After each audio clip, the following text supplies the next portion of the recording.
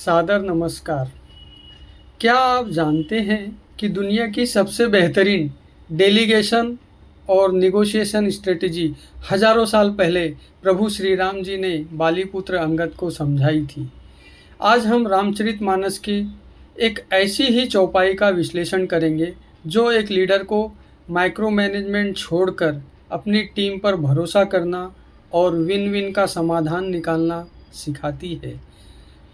बहुत बुझाई तुम्हीं का कहूँ, परम चतुर मैं जानत अहूँ। काजु हमार तासुहित होई, रिपुसन करहूँ बत कही सोई। गोस्वामी तुलसीदास जी ने लंका कांड के उस अत्यंत महत्वपूर्ण प्रसंग को उद्धृत किया है जहां मर्यादा भगवान पुरुषोत्तम श्री राम जी ने बालीपुत्र अंगद को दूत बनाकर रावण की सभा में भेज रहे हैं। प्रभु श्री राम अंगद से कहते हैं कि हे अंगद, तुम्हें बहुत समझाकर मैं क्या कहूँ। मैं जानता हूँ कि तुम परम चतुर हो। शत्रु रावण से जाकर वही बातचीत करना जिसमें हमारा काम सिद्ध हो और शत्रु का भी कल्याण हो। यह चौपाई डेलीगेशन और स्ट्रेटेजिक कम्युनिकेशन का एक अद्भुत उदाहरण है। एम्पावर्ड लीडरशिप और विन विन निगोशिएशन का एक शक्तिशाली मॉडल है जिसका पहला सूत्र है ट्रस्ट बेस्ड डेलीगेशन। प्रभु श्री राम अंगद से कहते हैं, हे अंगद, मैं जानता हूँ तुम बहुत चतुर हो। यह एक लीडर का अपने साथी की योग्यता पर पूर्ण विश्वास है। जब हम किसी को जिम्मेदारी सौंपते हैं तो माइक्रो मैनेजमेंट न करें, उसे अपनी बुद्धि और चातुर्य का उपयोग करने की स्वतंत्रता दें। जब हम दूसरों की क्षमता पर भरोसा करते हैं तो वह अपनी जिम्मेदारी अधिक निष्ठा और रचनात्मक तरीके से निभाता है। दूसरा सूत्र है विन विन ऑब्जेक्टिव। काज हमार तासुहित। यह निगोशिएशन यानी बातचीत का सर्वोच्च स्तर है। इसमें अपना कार्य सिद्ध करना और दूसरे का भी भला सोचना शामिल है, यानी कि गोल अचीवमेंट और एम्पैथी दोनों इंक्लूडेड हैं।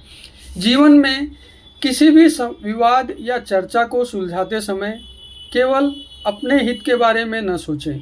यदि हम सामने वाले को एग्जिट स्ट्रेटजी या लाभ का रास्ता दिखाते हैं तो संघर्ष की संभावना कम हो जाती है। यह कॉन्फ्लिक्ट रिजोल्यूशन का एक प्रभावी तरीका है। तीसरा सूत्र है रिजल्ट ओरिएंटेड कम्युनिकेशन। प्रभु का निर्देश एकदम स्पष्ट है, ऐसी बातचीत करना यानी ऐसी बतकही करना जिसमें हमारा काम सिद्ध हो। अक्सर हम बातचीत में भावनाओं में बह जाते हैं और मूल मुद्दे से भटक जाते हैं। लाइफ मैनेजमेंट हमें सिखाती है कि हमारा संवाद हमेशा ऑब्जेक्टिव ड्रिवन होना चाहिए। शब्द वही बोलें जो समाधान की ओर ले जाएं, न कि विवाद को और बढ़ाएं। चौथा सूत्र है कॉम्पैशन इन अथॉरिटी। तासुहित, कठोरता में भी करुणा। यदि शत्रु समझाने से न माने तो उसका हित उसके अहंकार के विनाश में है। कभी कभी जीवन में कड़े फैसले लेना या किसी को टोकना भी उसके हित में होता है। अनुशासन या कड़वा सच बोलना भी दूसरे के सुधार के लिए ही होता है। सच्ची करुणा केवल मीठा बोलने से नहीं बल्कि सही दिशा दिखाने में है। प्रभु श्री राम का यह संदेश हमें सिखाता है कि श्रेष्ठ व्यक्ति वही है जो अपनी सफलता के साथ दूसरों के कल्याण का भी मार्ग प्रशस्त करे। यह पावर का नहीं बल्कि पर्पस का मैनेजमेंट है। आज हमने इस चौपाई के माध्यम से 4 प्रभावी मैनेजमेंट के सूत्र सीखे जो सबसे प्रथम है ट्रस्ट बेस्ड डेलीगेशन, सेकंड है विन विन ऑब्जेक्टिव, थर्ड है result oriented communication, fourth is compassion in authority.